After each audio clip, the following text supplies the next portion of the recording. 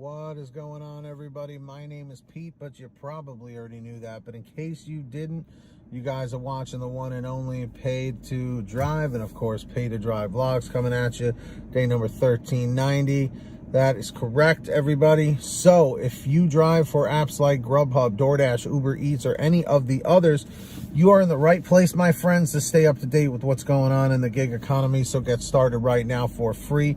Hit that red subscribe button down below and turn on all notifications so you're always notified every time I post something new.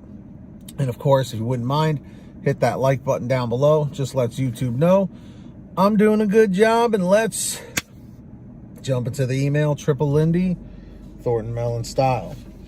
So, this right here comes from Bell. So, listen to this one. They said, I think I was being tested. Hi, Pete. I recently was accepted on the Instacart platform. Today was my second day delivering for Instacart.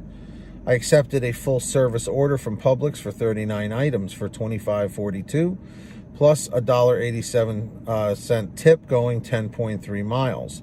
I contacted the customer before shopping as required by Instacart standards, and the customer replied with, thank you so much. We chatted during the entire time until the last 4 items. After I didn't get a response from the customer for the 2 items that wasn't in stock, I refunded the customer and headed to checkout. I texted the customer that I was leaving the store and was headed their way. I arrived at the address given in the app that led me into the mountains of North Georgia.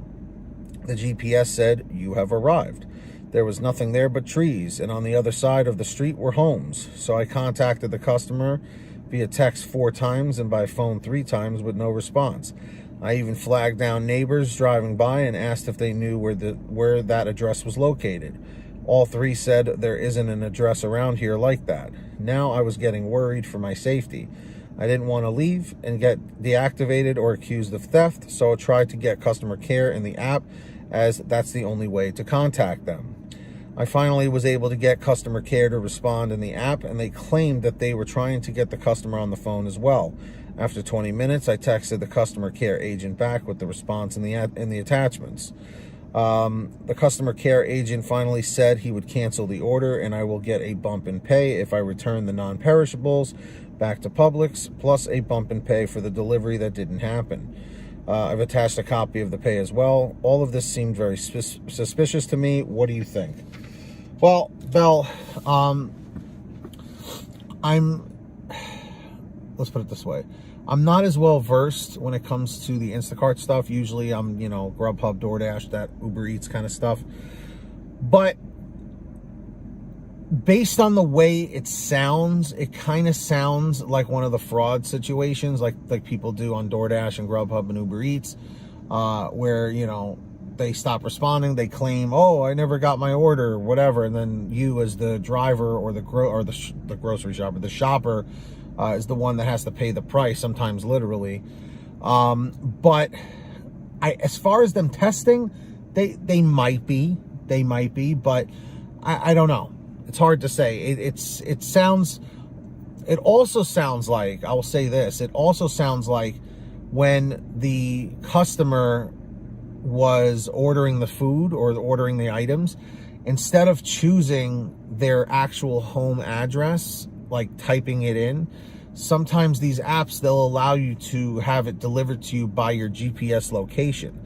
And if you pulled up and there's just a bunch of trees, but yet there were homes on the other side, it could be that they live in one of those homes and they figured the app already knew their address, didn't check it, and they were just there by GPS. I remember a few times I've had to deliver to people like that, and it takes you into like somewhere where there's no houses, and you're like, wait a minute, what? And then you call the customer and they're like, oh, I'm sorry, I just used the GPS feature. I didn't actually put my address in. I'm sorry, my actual address is here. You got to be careful with that. To be honest, the fact that they stopped responding, and even the customer care or their version of driver care couldn't get in contact with them either, is very fishy. But I'm glad they at least paid you for some of it, and I'm assuming you took back the non-perishables and stuff. So, whatever the stipulation is with that. Again, I'm not as well versed with Instacart. I'm still learning about it as well as I go. But as far as testing you, I'm going to say maybe, but it almost sounds like customer error, or the customer was trying to commit fraud to get free groceries and then screw you over in the process because they don't care. But the way it sounds that you just went into a random place, it sounds like it was a GPS issue, that they didn't put in their address and they just did it by the GPS location thing, which is almost never really accurate. So with that being said, in the chat or the comments, what do you guys think? Do you think Instacart was testing this shopper, or do you think that it was something else? Do you think it was the GPS thing or fraud? Let me know in the chat or the comments. And if you guys ever want to send me anything, send me an email at paytodrivestories@gmail.com. That's the best place to reach me. Or for a quicker response, you can message me through Patreon at patreon.com/paytodrive. Link is in the description or in the pinned top comment if you guys want to sign up on there. And anyone who signs up, I give you guys shout outs in all my new videos. I'm about to do that right now. So to all of you guys out there who hear your name called, say, hey Pete, I heard my name. We've got the very generous Ari Rosenbaum, our $100 ultimate driver. Thank you so much, Ari, really appreciate it. And our other generous patrons like Samantha Michaels, Brian Pomeroy, Brian Medina, Heidi Barnes, Ivan Jerome Gilroy, Joe Valerio, Angela Counts McCarty, Kurt Paul, Lee Peacock, Tulsa Todd, William Boudreau, Laura Love, Agus, Tom Perry, Alan G. Van Horn, Lawrence Brown, Drew Honor, Fernando Carranza, Frank Haviland, Fresh One, Jason Casta, Justin Case, Lulu Laura, Natalie Mosley, Sarah Keston, Scott Freisner, Sherry Cassidy, Stephen Neely, Joyce Hine, Brian Richardson, Kenny Bess, Jenny Thomas, John Bonacci, Matt Epperson, Nick G, Stacy Miller, Terrence Pacheco, and of course Valerie Brown. Huge shout outs to all of you. So yes, everybody, go check out Patreon.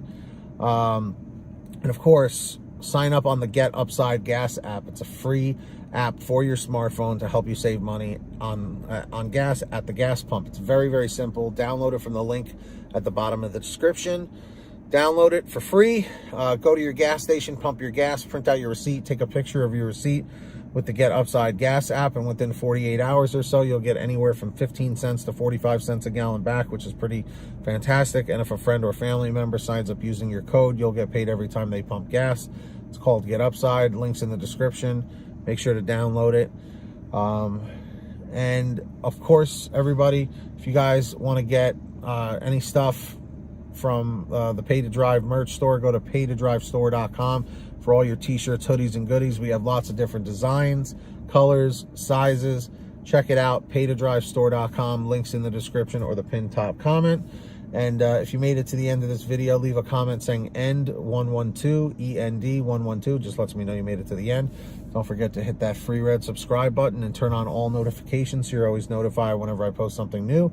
And of course, hit that like button. Just lets YouTube know I'm doing a good job. And until next time, get that money, get that honey, keep hustling and keep bustling. And we'll see you next time right here on Paid to Drive. And of course, Pay to Drive vlogs. You guys are the best. And as always, drive safe, be well, and we'll see you on the next one.